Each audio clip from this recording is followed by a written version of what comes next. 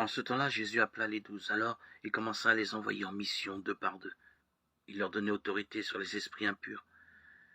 Et il leur prescrivit de ne rien prendre pour la route, mais seulement un bâton, pas de pain, pas de sac, pas de pièces de monnaie dans leur ceinture. Mettez des sandales, ne prenez pas de tunique de rechange. Il leur disait encore, quand vous avez trouvé l'hospitalité dans une maison, restez-y jusqu'à votre départ. Si dans une localité on refuse de vous accueillir et de vous écouter, partez, secouez la poussière de vos pieds. Ce sera pour eux un témoignage. Ils partirent et proclamèrent qu'il fallait se convertir. Ils expulsaient beaucoup de démons, faisaient des onctions d'huile à de nombreux malades et les guérissaient.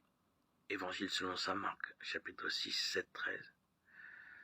Si la toute première vocation du disciple est d'être avec son maître, la suivante est d'être le témoin jusqu'aux extrémités de la terre.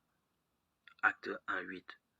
La radicalité de la simplicité à laquelle Jésus invite consiste précisément à adopter son mode de vie et à trouver la joie dans le service. Servir au lieu d'être servi, apporter la guérison, le réconfort et l'aide à tous ceux qui en ont besoin. Cette exigeante légèreté attire l'attention sur le cœur de l'annonce, la proximité du royaume. L'efficacité de cette annonce ne repose ni sur le proclamateur ni sur le témoin, mais sur la parole proclamée, sur le témoignage. Elle est fondée sur celui qui l'envoie dans le monde. Comme le dit l'apôtre Paul aux premiers fidèles de Corinthe, pour que votre foi repose non pas sur la sagesse des hommes, mais sur la puissance de Dieu.